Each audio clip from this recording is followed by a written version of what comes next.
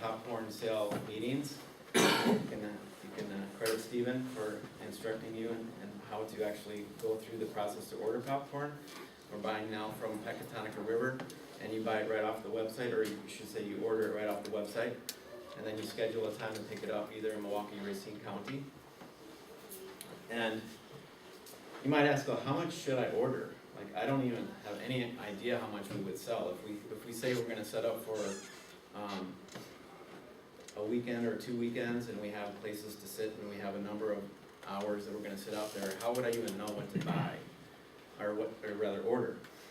Well, I would say conservatively, most places, if it's a rather busy building or a busy company, or sorry, retail, right, if it's a retail store, you're usually gonna get $75 to $100 in sales per hour.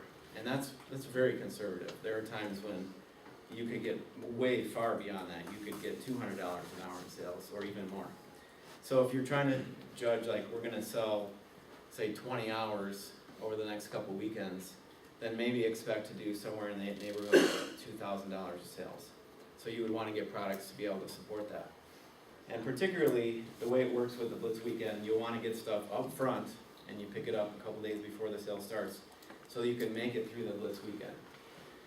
The cool thing, I think this has been for the last couple of years, Stephen can say, you've been able to very easily pick up more product after the sale starts. You can, with the only 24 hours notice, you can stop at the scout shop and you can pick up more product. So if you make it through the first weekend with enough product, then after that you can reassess what you need for the upcoming weekend and pick up more product if you want to.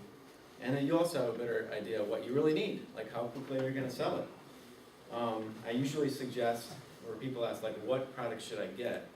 Well, pretty much across the board, the most common seller is the classic caramel corn, because it's, it's the cheapest, one of the cheapest products, and people like it. And so you usually say buy a lot of that, and then buy a little bit of the rest of the stuff, and you're probably in pretty good shape.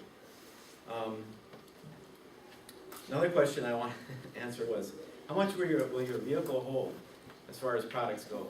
I have a minivan, and with the seats folded down, I've found in the last couple of years, I can hold about 100 cases of product.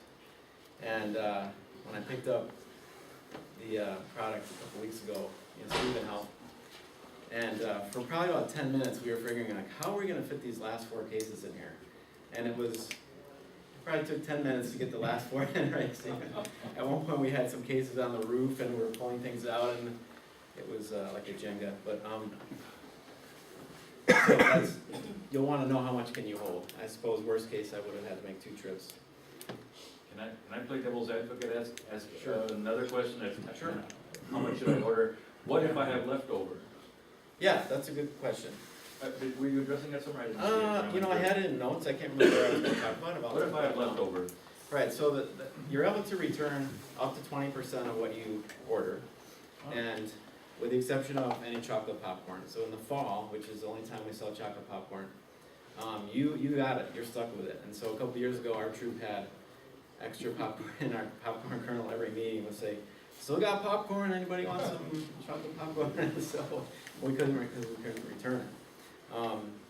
But yeah, you can return up to 20%. I have found in other years that if you get to the spot where if you're really selling a lot, but you realize like you have way too much of one product, and Stephen, you can say if this is still possible, you can sometimes exchange product. Like if you have a lot of one thing, you can bring it back. So Stephen says maybe, right? He's grimacing.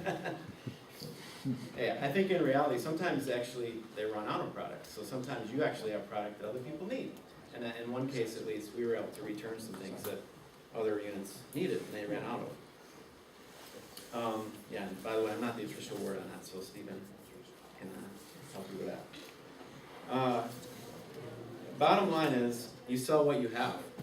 This past weekend, we ran out of 5 or 6 different products. You sell what you have.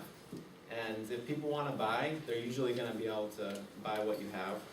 Hopefully you won't run out of classic caramel corn, which is the cheapest item. And that'll keep your sale going. One thing I do want to mention is that when you pick it up, you have to do whatever you need to do to keep the cases dry. Hi, Debbie. You said sometimes you guys do $200 an hour? Yeah. do you have any pearls of wisdom that you can share? I'm getting there. I'm trying to rush through here, but thank you for asking. Yeah, and if I fall down and I can't finish your presentation, Debbie, I'm sure you can take over and tell everything about you and your voice, so. Because you got it all down pat too, so. Okay, next slide. So executing the sale. So preparation of the scouts. The scouts need to wear their Class A uniforms. And you need to prepare them by bringing water and snacks. And you need to prepare them by giving them an idea what to expect. What should they be expected to do? If you want them to stand up and talk to as many people as they can, you need to let them know ahead of time. And hopefully even practice that a little bit.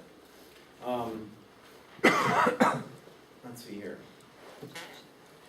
So for the products, what will you take? I mean, you need to get a mix of products and take a mix of products. So you take what you have.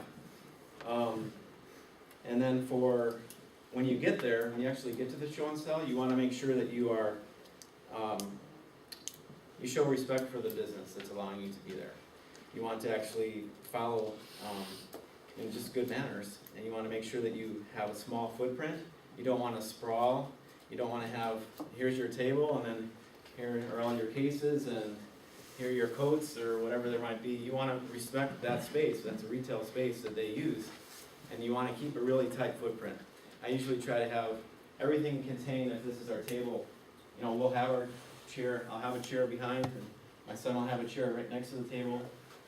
I'll put a few boxes under the table, and we'll put our coats on the chairs, and we try to respect the space. Excuse me, and then I'll stay with the products, never leave the products alone. I don't believe that we've ever had any shrinkage, as they call it in retail.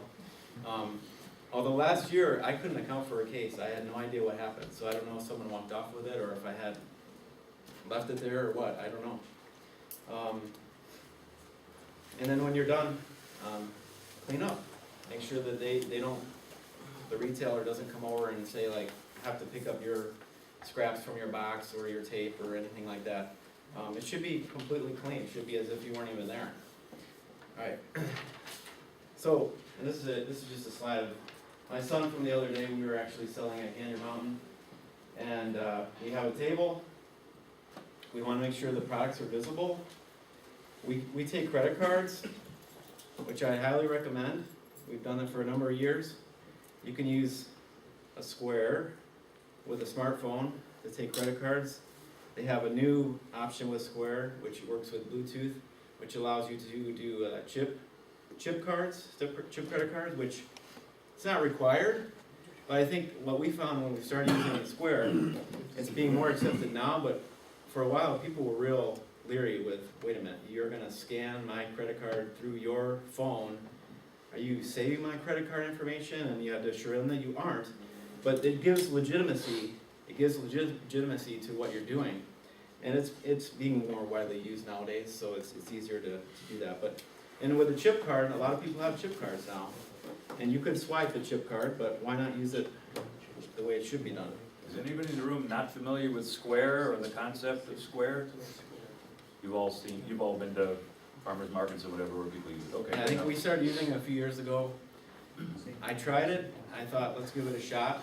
And I'm not kidding you, the very first customer of the first day that we sat down on a pick and save walked out, and I had printed a sign, like I have there, it says credit cards accepted.